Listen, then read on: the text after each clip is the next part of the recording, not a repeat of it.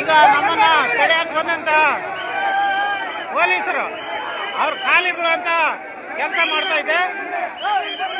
KRS ನೀವು ನೋಡ್ತಾ ಇರ್ಬೋದು. ಅವ್ರಿಗೆ ಪೊಲೀಸ್ನವ್ರಿಗೆ ನಮ್ಮನ್ನೇನು ತಡೆಯಕ್ಕೆ ಬಂದಿದ್ದಾರಲ್ಲ ಆ ಪೊಲೀಸ್ನವ್ರಿಗೆ ಸಾಷ್ಟಾಂಗ ನಮಸ್ಕಾರ ಮಾಡುವಂತ ಕಾರ್ಯಕ್ರಮ.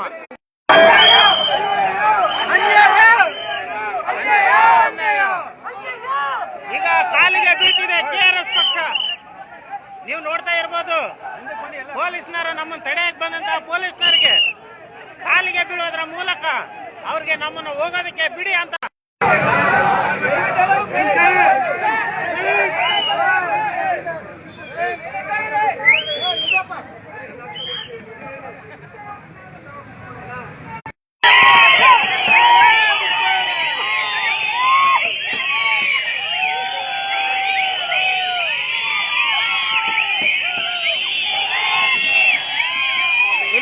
ಸಿಗ್ನಲ್ ಕೊರತೆ ಬರಕತ್ತೈತಿ. ಸಿಗ್ನಲ್ ಬರ್ತಾ ಇಲ್ಲ, ಅದಕ್ಕೆ ದಯವಿಟ್ಟು ಕ್ಷಮಿಸಬೇಕು.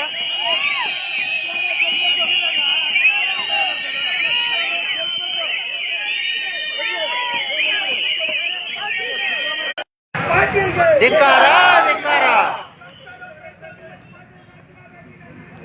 ನೀಡಲೇ ನೀಡಲೇ ಧಿಕ್ಕಾರ ಧಿಕ್ಕಾರ ಧಿಕ್ಕಾರ ಧಿಕ್ಕಾರ.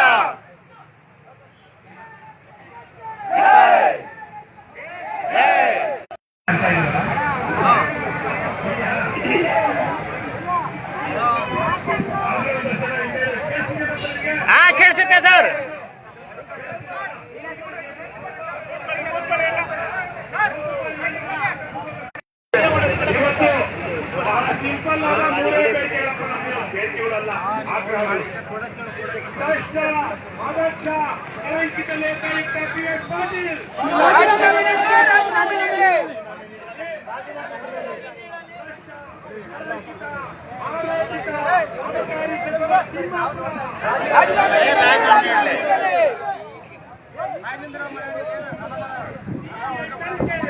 ಆಗ್ಲೇಬೇಕು ಆಗ್ಲೇಬೇಕು. ಅವರೇನು ಪ್ರಾಮಾಣಿಕವಾಗಿ ಕೆಲಸ ಮಾಡಿದ್ದಾರೆ ಲೋಕಾಯುಕ್ತರು. ಹಾಗಾಗಿ ಅವರು ಸಂತೋಷ್ ಹೆಗಡೆ ಅವರು, ಹಾಗಾಗಿ ಅವ್ರು ರಾಜೀನಾಮೆ ಕೇಳೋದು ಅವಮಾನ ಅಂತ ಏನಾದ್ರು ಯಾರಿಗಾದ್ರು ಅನ್ನಿಸಿದ್ಯಾ? ಇನ್ನು ಅಬಕಾರಿ ಸಚಿವರಾಗಿದ್ದಂತ ನಿಜಲಿಂಗಪ್ಪನವರ ಕಾಲದಲ್ಲಿ ರಾಜ್ಯದಲ್ಲಿ ಮದ್ಯ ನಿಷೇಧ ಮಾಡೋದಿಲ್ಲ ಅಂತ ಹೇಳಿ ಸ್ವಾತಂತ್ರ್ಯ ಹೋರಾಟಗಾರರು ಏನಾದ್ರು ಇದ್ರು.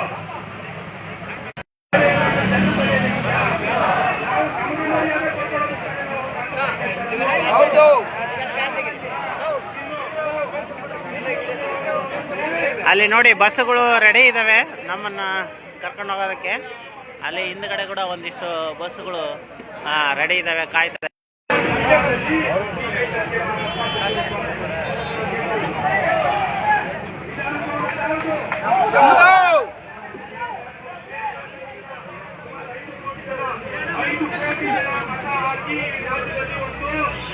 ಪ್ರಜಾಪ್ರಭುತ್ವ ಸರ್ಕಾರವನ್ನೇ ತಂದಿದ್ದಾರೆ. ಆ ಸರ್ಕಾರಕ್ಕೆ ಕೇಳೋದಕ್ಕೆ ಹೋಗೋದಕ್ಕೆ ನಮಗೆ ಪೊಲೀಸರು ಅಡ್ಡ ಹಾಕಿ ನಿಂತ್ಕೊಂಡಿದ್ದಾರೆ. ನಾವು ಘೋಷಣೆಗಳನ್ನ ಧರಣಿ ಮಾಡೋದಿಲ್ಲ, ನಮ್ಮ ನಿಯೋಗ ಹೋಗುತ್ತೆ. ಸಿಕ್ಕವರು ಬೆಳಗಾವಿಯಿಂದ ಬಂದಿರೋರು ಕೈ ಎತ್ತನ, ಬಿಜಾಪುರದಿಂದ ಬಂದಿರೋರು ಕೈ ಎತ್ತಿ, ಧಾರವಾಡದಿಂದ ಬಂದಿರೋರು ಕೈ ಎತ್ತಿ, ಬೀದರಿಂದ ಬಂದಿರೋರು ಕೈ ಎತ್ತಿ, ರಾಯಚೂರಿನ ಬಂದಿರೋರು ಕೈ ಎತ್ತಿ, ಹೊಸಪೇಟೆ, ವಿಜಯನಗರ, ಬಳ್ಳಾರಿಯಿಂದ ಬಂದಿರೋ ಕೈ ಎತ್ತಿ,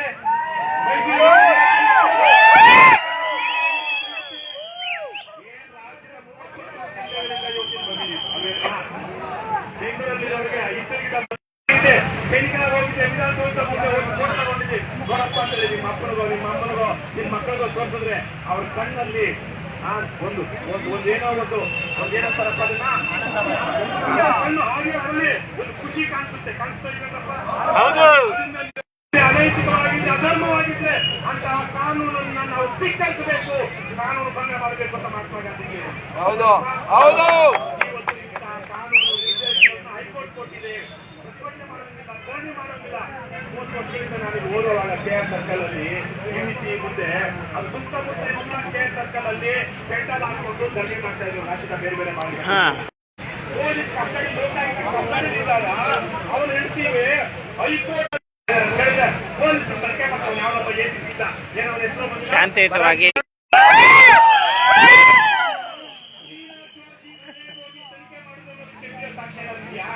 ಇಲ್ಲ ಕೋರ್ಟಲ್ಲಿ ಅವನ ಪರವಾಗಿ ಬಹಳ ಏನೊಂದೊಂದು ಅಭ್ಯರ್ಥಿ ಲಕ್ಷ 2 ಲಕ್ಷ 5 ಲಕ್ಷ ಕೊಡೋ ಸಿಗೋ ತಗೊಳ್ಳೋ ಅಂತ ಲಾಯರ್ ಇಟ್ಕೊಂಡು ಅವನನ್ನು ತನಿಖೆಗೆ ಆಗ್ತಾ ಏನು ತರುತ್ತದೆ. ಹೌದಲ್ವ? ಯಾರ ಪರವಾಗಿದೆ ನ್ಯಾಯಾಂಗ? ಹರಿಯಾಣ ನಮ್ಮ ಪರವಾಗಿಲ್ಲ. ಜನ ಬಾಂಗ್ಲಾದೇಶದ ರಾಷ್ಟ್ರಪಿತನ ಮಗಳು 3-4 ಸಲ ಪ್ರಧಾನಮಂತ್ರಿಯಾಗಿದ್ದಾಗ ಜನ ಆಕೆ ಮನೆಗೆ ಪ್ರಧಾನಮಂತ್ರಿ ಮನೆ ನುಗ್ಗೋದಕ್ಕೆ ಹೋದಾಗ ಸೈನ್ಯ ಪೊಲೀಸರಿಗೆ ಕರೆ ಕೊಟ್ಟಿದ್ರು. ಯಾವುದೇ ಅನೈತಿಕವಾದ ಅಕ್ರಮವಾದ ಆದೇಶಗಳನ್ನ ನೀವು ಪಾಲಿಸಬೇಡಿ. ಇಂದಿರಾ ಗಾಂಧಿಯ ಸರ್ವಾಧಿಕಾರಿ ಸರ್ಕಾರ, ಜನದ್ರೋಹಿ ಸರ್ಕಾರ, ಅಕ್ರಮಗಳನ್ನು ಮಾಡಿಕೊಂಡಿರುವಂತಹ ಸರ್ಕಾರ. ಅವರು ಕೊಡುವಂತಹ ಯಾವುದೇ ಜನದ್ರೋಹಿ, ಕಾನೂನು ವಿರೋಧಿ, ಅನೈತಿಕವಾದ ಆದೇಶಗಳನ್ನು ನೀವು ಪಾಲಿಸಬೇಡಿ ಅಂತ ಪೊಲೀಸರಿಗೆ ಕರೆ ಕೊಟ್ಟರು. ಮಾನ್ಯ ಸುಲ್ತಾನ ಇಂದಿರಾ ಗಾಂಧಿ ದೇಶಾದ್ಯಂತ ತುರ್ತು ಪರಿಸ್ಥಿತಿ ಆಗುತ್ತೆ. ನಾವು ಕರೆ ಕೊಡಬೇಕಾಗಿಲ್ಲ, ಪೊಲೀಸರಿಗೆ ಗೊತ್ತಾಗುತ್ತೆ ಈ ಸರ್ಕಾರ ಏನ್ ಹೇಳ್ತಾ ಇದೆ, ಏನ್ ಮಾಡ್ತಾ ಇದೆ. ಹಾಗಾಗಿ ಇವತ್ತು ನಾವು ಬಂದಿದ್ದೀವಿ, ಎಲ್ಲರೂ ಕಾಲಿಟ್ಕೊಂಡ್ರೇನಪ್ಪ. ಇನ್ನು ಆಗೋದಕ್ಕೆ ಮೊದಲು ಯಾರ್ಯಾರು ಎಲ್ಲರೂ ಕಾಲಿಟ್ಕೊಂಡ್ರೆ ಇವಾಗ ಆಮೇಲೆ ನಮ್ದೇನೋ ಒಂದು ಆಗುತ್ತೆ. ಆವಾಗ ಎಲ್ಲರಿಗೂ ಸಿಕ್ಕಿದ್ದು ಯಾಕಂದ್ರೆ ಪೊಲೀಸರಿಗೆ ನಮ್ಮ ನೋಡಿದ್ರೆ ಒಂದಷ್ಟು ಜನಕ್ಕೆ ಭ್ರಷ್ಟ ಪೊಲೀಸರಿಗೆ ಇಲ್ಲಿರುವಂತ ಎಷ್ಟೋ ಜನ ಪ್ರಾಮಾಣಿಕ ಪೊಲೀಸರು ಅಲ್ಲಂತೂ ಸಿಕ್ಕಾಪಟ್ಟೆ ಯಾರು ಊರಿದ್ದಾರೆ ಇವರು ಪೊಲೀಸರು, ಅವ್ರಿಗೂ ನಮ್ಗೂ ಯಾವುದೇ ಸಮಸ್ಯೆ. ಯಾಕಂದ್ರೆ ಅವರು ಯಾರು ಅಲ್ಲ ನಿಲ್ಲಿಸಿ ಜೈಲಿಂದ ಹೀಗಿಟ್ಕೊಂಡ್ಬಿಟ್ಟು 5 ರೂಪಾಯಿ ಕೇಳ್ತಾರಪ್ಪ. ಪ್ರಾಮಾಣಿಕ ಪೊಲೀಸರು ಅವರು ಇದ್ದಾರೋ ಅಂಬೇಲೆ ಪ್ರಶ್ನೆ. ಆದ್ರೆ ಅವರು ಲಂಚ ಪೊಲೀಸ್ ಸ್ಟೇಷನ್ಗಳನ್ನ ರಿಯಲ್ ಎಸ್ಟೇಟ್ ಮಾಡ್ಕೊಳ್ಳುವಂತ ಗರ್ಭು ಅಥವಾ ಅಧಿಕಾರ ಆಗಿಲ್ಲ. ಹಾಗಾಗಿ ಚಿಕ್ಕ ಪೊಲೀಸರು ಎಷ್ಟೋ ಜನ ಇದ್ದಾರೆ, ಅವರು ನಾಡು ಕಾಯುವ ಸೈನಿಕರು. ಏನಪ್ಪ ನಾಡು ಕಾಯುವ ಸೈನಿಕರು. ಎಲ್ಲೋ ಒಂದು ದಂಗೆ ಆಯ್ತು ಒಳ್ಳೆ ಆಯ್ತು ಅಂದಾಗ ಅದನ್ನ ಗಲಭೆಯನ್ನ ದಂಗೆಯನ್ನ ನಿಲ್ಲಿಸಿ ಅಲ್ಲಿ ಕಾನೂನು ಸುವ್ಯವಸ್ಥೆಯನ್ನು ಕಾಪಾಡುವಂತವ್ರು ಯಾರು? ಪೊಲೀಸರು. ಗುಂಡಿಗೆ ಎದೆ ಕೊಟ್ಟು ಯಾರೊಬ್ಬ ಬಂಡೆ ಅಂತ ಒಬ್ಬ ರೋಡಿನ ಇನ್ನೊಂದು ಹುಟ್ಟುದಾಗ ಸಾಕಾಗ್ಬಿಟ್ಟು ಇಲ್ಲಪ್ಪ. ಹಿಂದೆ ಎಂತೆಂತ ಪೊಲೀಸರು ನಮ್ಮ ಮಧುಕರ್ ಶೆಟ್ಟರು, ಅಲ್ಲಾರು ಅವರು ಟಿ ಜಯಕುಮಾರ್ ಅವರು ನಾರಂದು ಅವ್ನು ಯಾವ ನಾವು ಎದುರಾಡ್ದ ಏನೋ ಏನಂತಾರೆ ಅವನ್ನ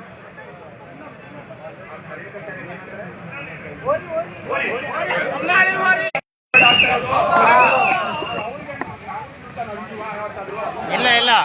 ಆದ್ರೆ ಅವರು ತಪ್ಪು ಆದೇಶಗಳನ್ನು ಪಾಲಿಸಬೇಕು. ಸರ್ಕಾರದ ಆದೇಶ ಇದೆ, ಪಕ್ಷದಿಂದ ಮಾಡಲಿ. ಯಾವನ ಲೋಕಲ್ MLA ಪುಟಾರಿಗೆ ಫೋನ್ ಮಾಡ್ಬಿಟ್ಟು ಬೇಡ ಅಂತಾರಲ್ಲ ಅವ್ರು ಪೊಲೀಸ. ಹಾಗಾಗಿ ಅವ್ರದ್ದು ಒಂಥರ ಕಾಲು ಬಿಡಿ. ಆಮೇಲೆ ಒಂದು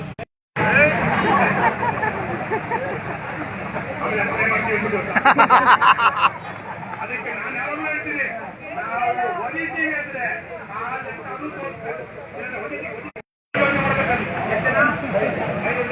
ಏನು ಪೊಲೀಸ್ ಲೋಕಾಯುಕ್ತನೋ ಅಥವಾ ಪೊಲೀಸ್ ಸ್ಟೇಷನ್ ಅಥವಾ ಏನೋ ಯಾವುದೋ ಒಂದು ನಕ್ಸಲ್ಲೋ ಏನೇನು ಇರ್ತಾರಲ್ಲ ಹಾಕಲ್ಸ್ಕೊಂಡ್ರೆ.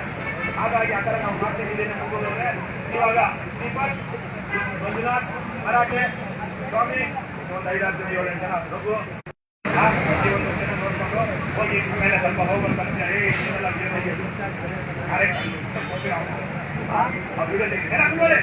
ಅವ್ರು ಬರೋ ತನಕ ಹುಡುಗಟ್ಟು ಹೋಗ್ಬೇಕು. ಪೊಲೀಸರು ಏನೋ ಚೀಫ್ ಸೆಕ್ರೆಟರಿ ಏನ್ ಮಾಡೋದು ಕೆಲಸ ಅಂದ್ರೆ 4 ಗಂಟೆ ತನಕ ಮೀಟಿಂಗ್ ಇದೆಯಂತೆ. 4 ಗಂಟೆ ಆದ್ಮೇಲೆ ನಮಗೆ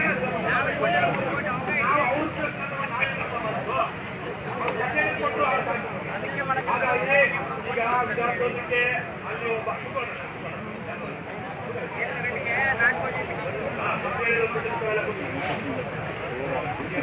ಇಷ್ಟು ವಿಶೇಷವಾಗಿ ಪ್ರತಿಭಟನೆ ಮಾಡುತ್ತೆ. ಯಾವುದೇ ಅಲ್ಕಾಟ್ ರಾಜಕೀಯ ಪಕ್ಷಗಳಂತೆ JCB ಪಕ್ಷಗಳಂತೆ ಸ್ಟ್ರೈಕ್ ಹೋರಾಟಗಳನ್ನು ಮಾಡಲ್ಲ. ಇಷ್ಟು ಸಿಸ್ಟಮೆಟಿಕ್ ಆಗಿ ತಡೆಯಲು ಬಂದಂತಹ ಪೊಲೀಸ್ನರಿಗೆ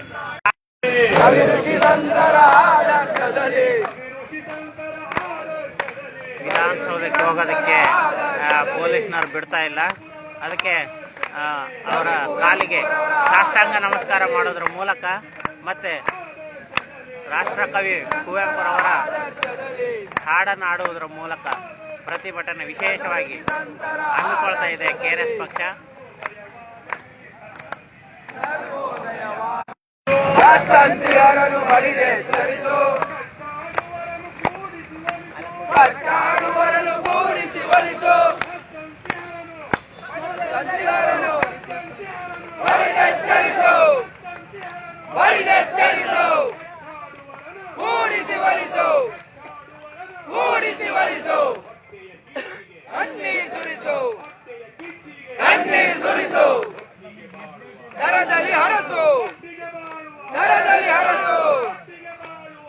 ದೇಶದಲ್ಲಿ ಹರಸು, ಕೂಡಿಸಿ ಒಲಿಸು, ಕಣ್ಣೀರ್ ಸುರಿಸು. ಯಾರಿಗೆ ಬಂತು, ಎಲ್ಲಿಗೆ ಬಂತು 47ರ ಸ್ವಾತಂತ್ರ್ಯ? ಓಟಲ್ಲಿ ಹರಿಸು, ಬಾರಿಸು ಕನ್ನಡ ಡಿಂಡಿಮವ. ಓ ಕರ್ನಾಟಕ ಹೃದಯ ಶಿವ. ಜೈ ಶಿವೇತರ ಕೃತಿ ಕೃತಿಯಲ್ಲಿ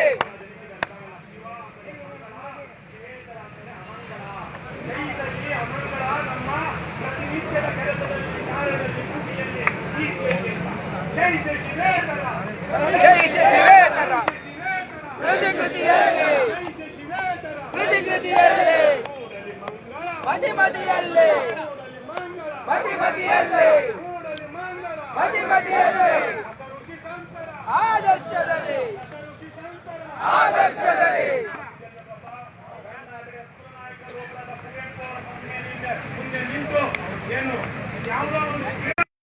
ಆದರ್ಶದಲ್ಲಿ ಆದರ್ಶದಲ್ಲಿ ಸರ್ವರಲ್ಲಿ ಸರ್ವರಲ್ಲಿ ಬಾರಿಸು ಕನ್ನಡ ಡಿಂಡಿಮವ, ಬಾರಿಸು ಕನ್ನಡ ಡಿಂಡಿಮವ. ಓ ಕರ್ನಾಟಕ ಹೃದಯ ಶಿವ, ಬಾರಿಸು ಕನ್ನಡ ಡಿಂಡಿಮವ. ಓ ಕರ್ನಾಟಕ ಹೃದಯ ಶಿವ, ಬಾರಿಸು ಬಾರಿಸು ಡಿಂಡಿಮವ. ಓ ಕರ್ನಾಟಕ ಹೃದಯ ಶಿವ, ಬಾರಿಸು ಕನ್ನಡ ಡಿಂಡಿಮವ, ಬಾರಿಸು ಕನ್ನಡ ಡಿಂಡಿಮವ. ಓ ಕರ್ನಾಟಕ ಹೃದಯ ಶಿವ, ಬಾರಿಸು ಕನ್ನಡ ಡಿಂಡಿಮವ. ಸ್ಟಕ್ ಆಗಿದೆ, ಅದು ಸ್ಟಕ್ ಆಗ್ಬಿಟ್ಟಿದೆ.